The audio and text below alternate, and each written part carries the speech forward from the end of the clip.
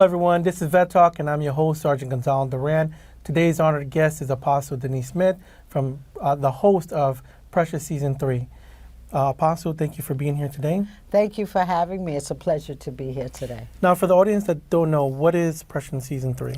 Precious Seasons 3 is an umbrella of different components. It was birthed out, if I may put it that way, about 20 years ago.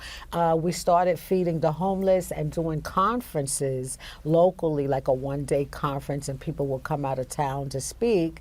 And now it's went on to be YouTube. We're on YouTube. I'm a YouTube creator for 2 years, and different guests come on from all walks of life, from all over the world. So that's fascinating to me. And it's an encouragement series on YouTube. And then we have an international ministry with awesome generals and awesome leaders from Australia, from London, from certain parts of Africa, from the Philippines, from Canada. So I'm excited about that. So when you say international, you mean international. Yes, I love that. yes. And we have a website as well. Perfect. Can you tell us the website? The website is www.PreciousSeasons3International.org.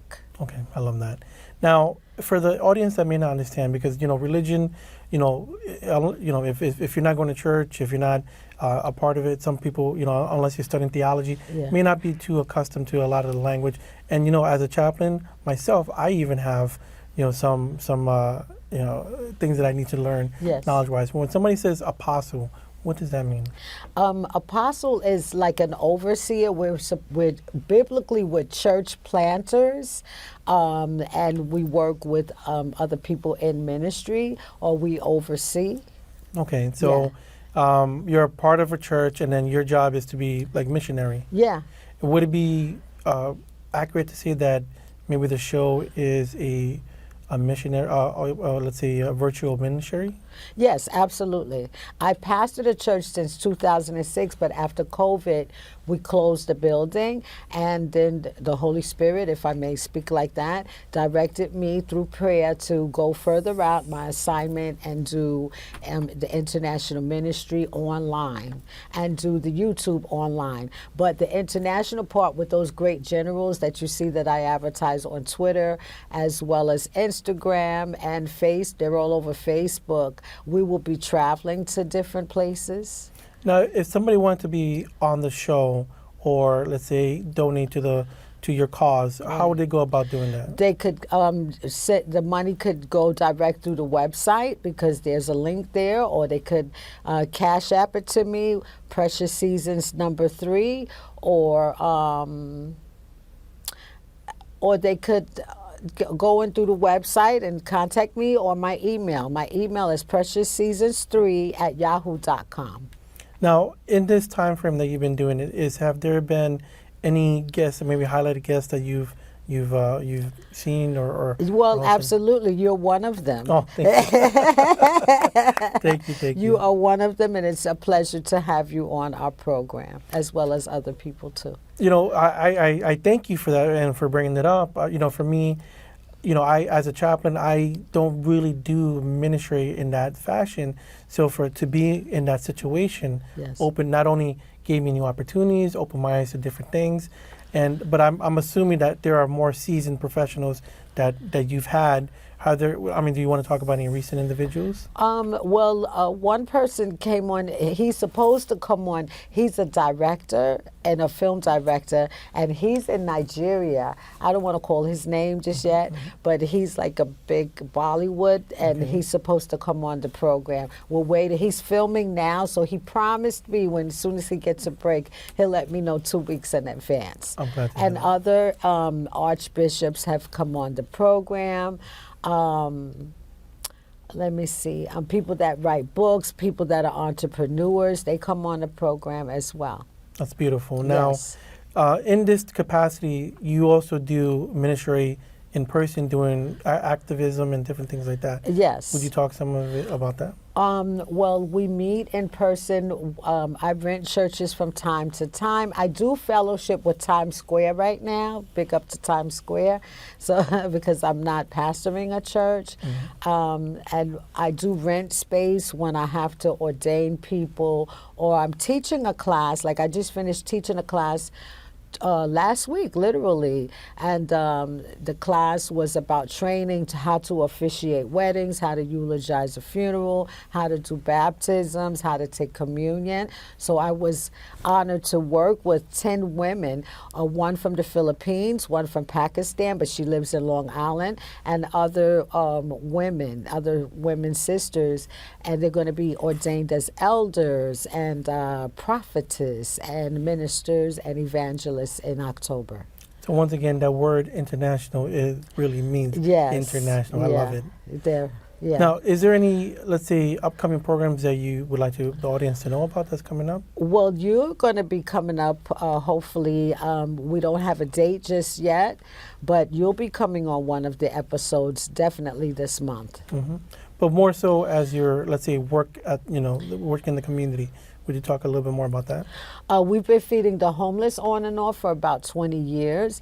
It's great because I attended Nyack College for my master's degree in MDiv and in my master's in urban communities, right? So I met this wonderful sister from London, and we came together and we would meet at 34th Street, I'm telling you religiously, like 3 times per month, and gradually other people came. So we ended up with like 15 people that were dedicated, and we would go out and feed the homeless in Penn Station, 34th Street area, and Webster and Fordham Road as well in the Bronx. Okay, yeah, I know that area well. Yeah, like making the whole Thanksgiving dinners with all the trimmings. So that's great. And people would donate, so it's a blessing.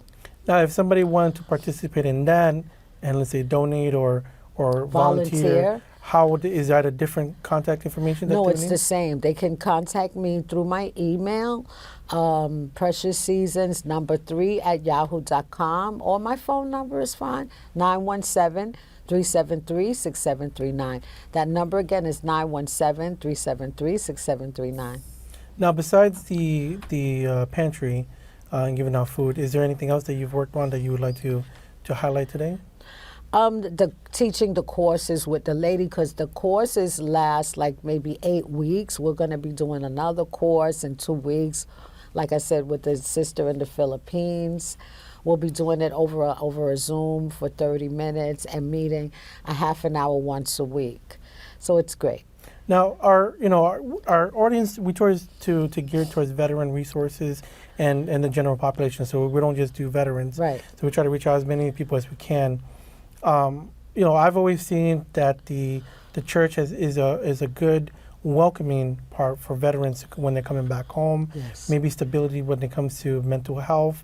What is your viewpoint? Have you worked with a lot of veterans or any community? Well, when I feed the homeless, and we really were going like to 34th Street. I've been local now in the Bronx, but for like 3 years straight, we really were dedicated, and I would meet veterans, but I would give them information, like, where there's pantries, where they can go for shelter help, where veterans help is. I would make copies of papers and give them out, so that's my give back. I'm so glad to hear that. Yes. I'm hoping to volunteer with you for one of the next ones.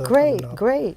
Because, once again, our goal is always to try to help as many individuals that we can, and to see a veteran that's homeless it's always a breaking. It hurts me the most right there. I could imagine. Now, with my scenario that I said, let's talk a little bit more about the church. Let's try to see if we can maybe reach some people out there.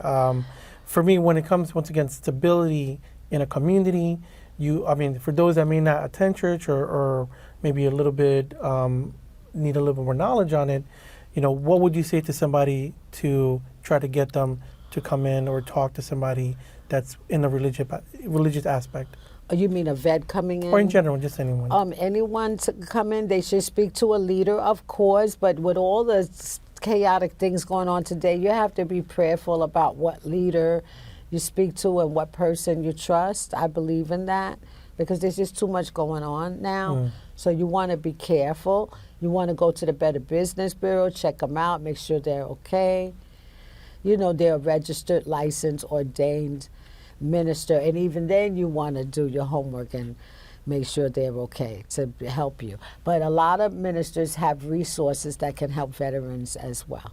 And the community as well. You know, I remember on a checklist a while back, and this is something that we provide when veterans come into our office and ask for assistance, is, you know, let's say if you're in need of counseling, maybe funds or something, a local church that you're going to could help in those fashions. Yes, it's true. They raise money to help veterans as well and help, like, house them. But, you know, they have to go through the shelter system. But they have places that help veterans separate from just regular shelters, if I'm not mistaken. Yes, they do. So, yes, there's the VA as well. So, you know, just to give some people some knowledge on my background, when I had a difficulty transitioning, and I was fortunate that I didn't have to go into, let's say, a shelter. Right. I had a deacon help me out. I never met the guy. Oh, wow. But there was a situation where I was transitioning for housing, and I needed help. I went out there. I was like, hey, can anybody help me?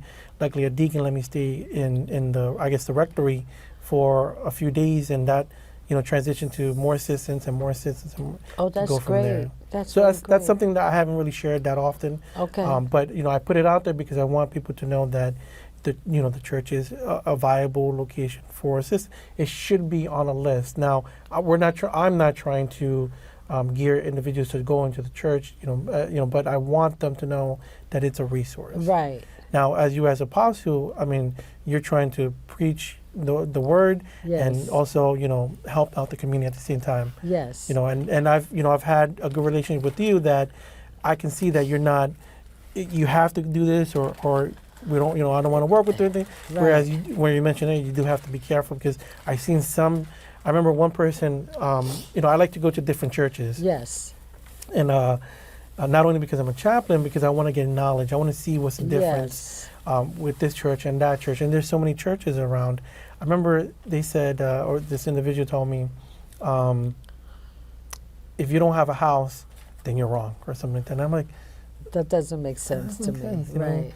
I mean, sometimes you want to see, something that fits. Like for me, I work very hard, but I am a little bit lazy. So for me, I like to go somewhere nearby, somewhere home that's near my area. So I do go to one that's maybe around the corner from me, but I also go to different ones when I can. Oh, that's great.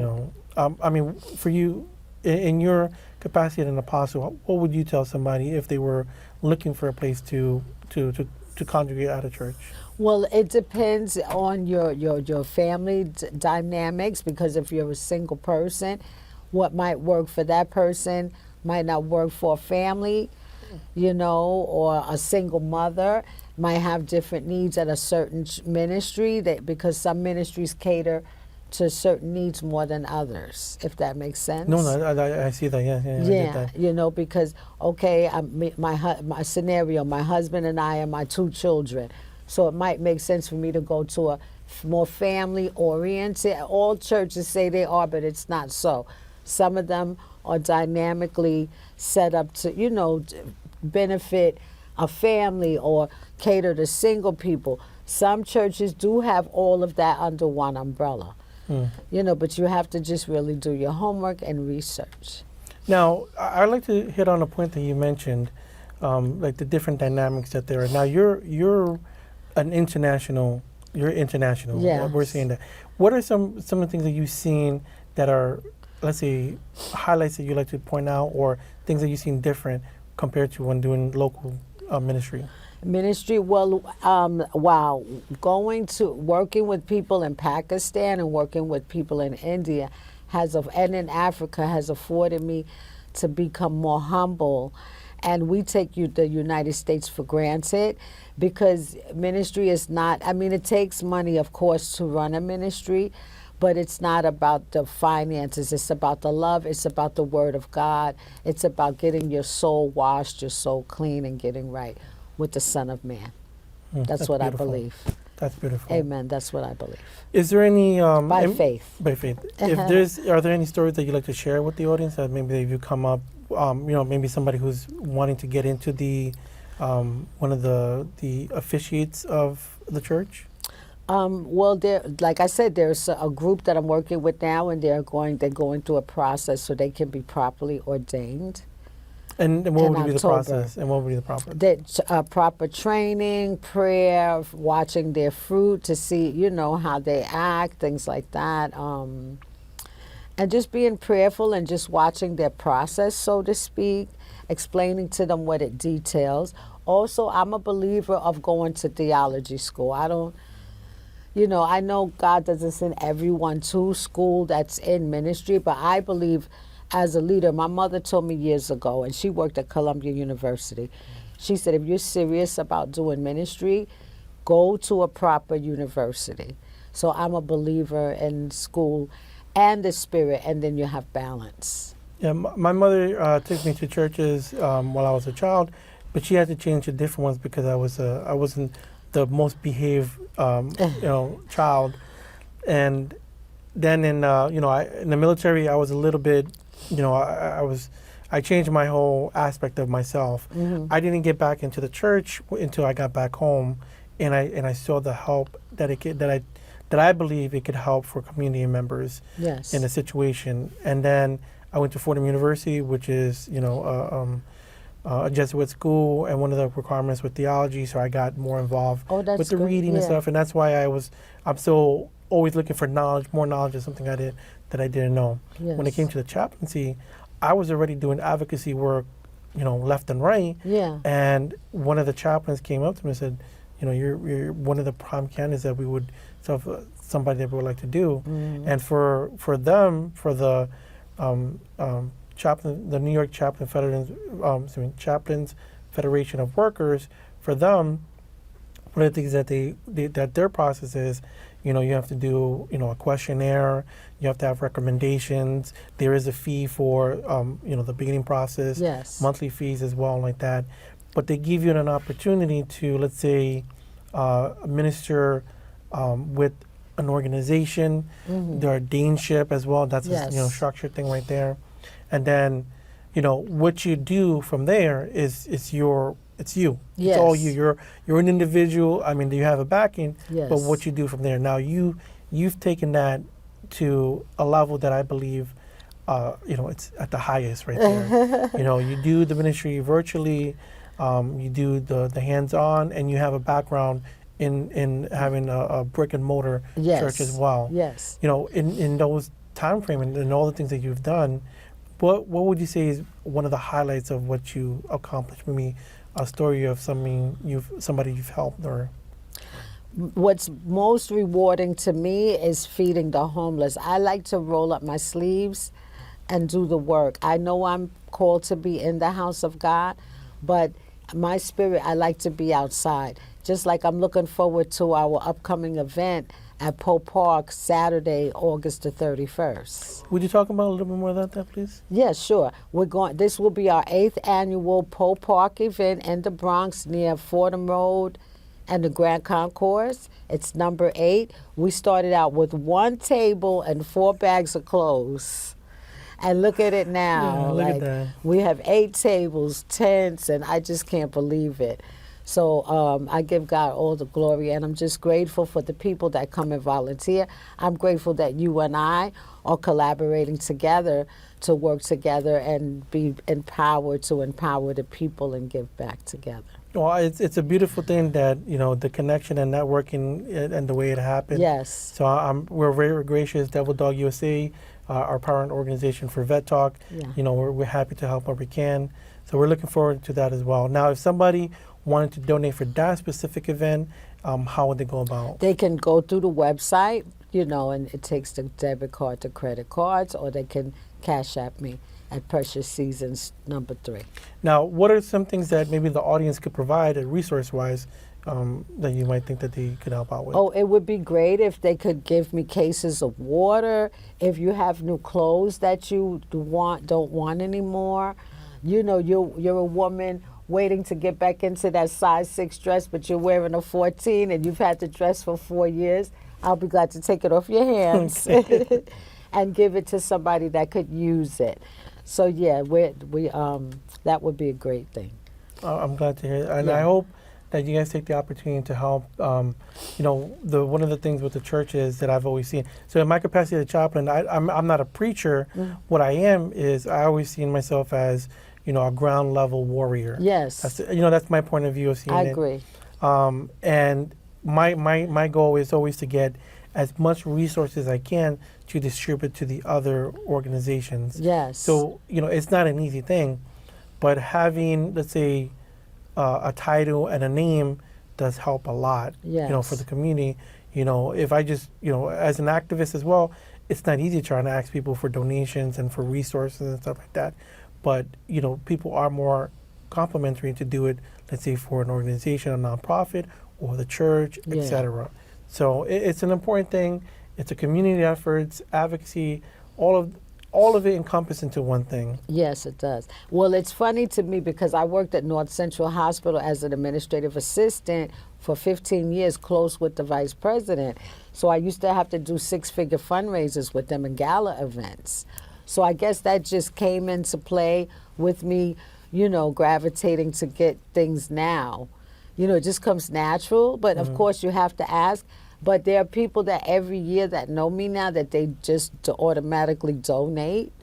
Like one brother, Pastor Paul, bless him, I met him on 5th Avenue. I'm not going to give the address. And he gave me 700 pairs of brand new socks to give out. So I did donate some to the men's shelter on Jerome Avenue near my home.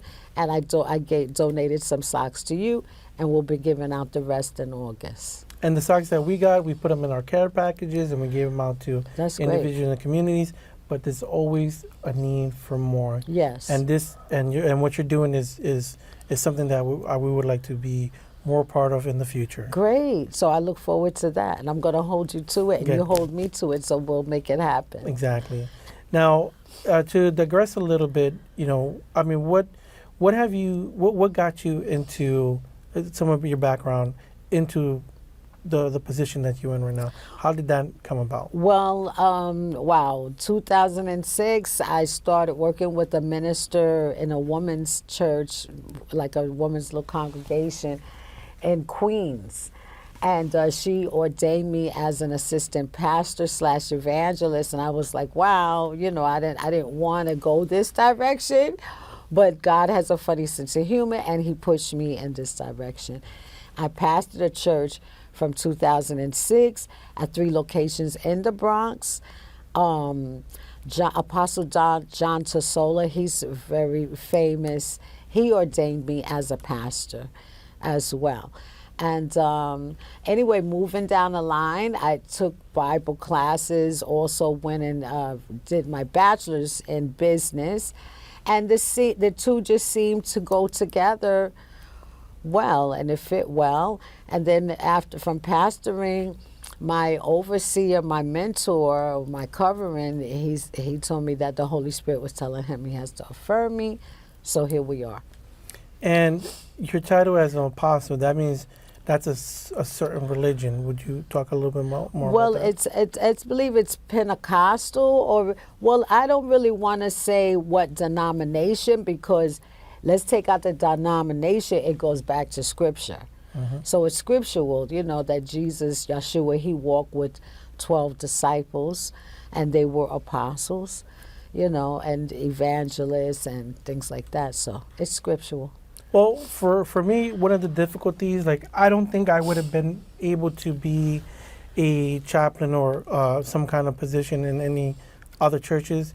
But for me, the way it came about, because I'm a non-denominational, and Yeah, me too. there's very limited individuals that get that type of title because of, they're normally looking for a specific secular. Right. So I always felt fortunate that I can do that, and so I've done some services for people, let's say in the Buddhism, some Catholic, and et cetera, et cetera. So I've made sure to get a well-rounded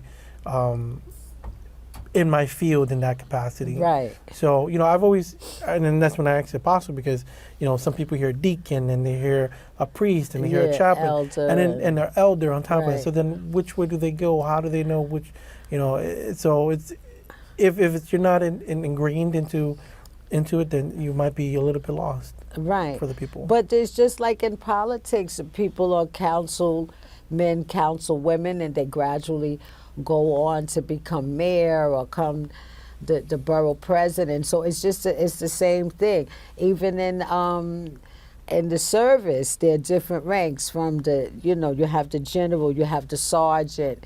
When you look in the Army and the different services, the different ranks go up. It's the same concept. Okay, that makes sense as well. Right. I'm sure there's other titles. I've kept, chaplain is good enough for me. I love doing that. I'm not trying to move up at the moment, but my position is director for veterans and community service. And, as my background of mental health, peer specialist, counseling services, I've used those in the capacity of everything that I've been working on so that I can say, this is what I can offer you.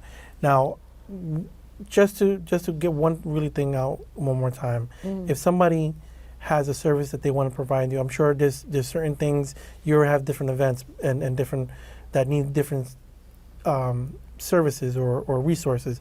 Is there anything that we haven't covered where you might want the public to see if they can help you attain something or a resource? Well, like I said, once again, if you have clothes that you don't want, or even I would take financial donations as well.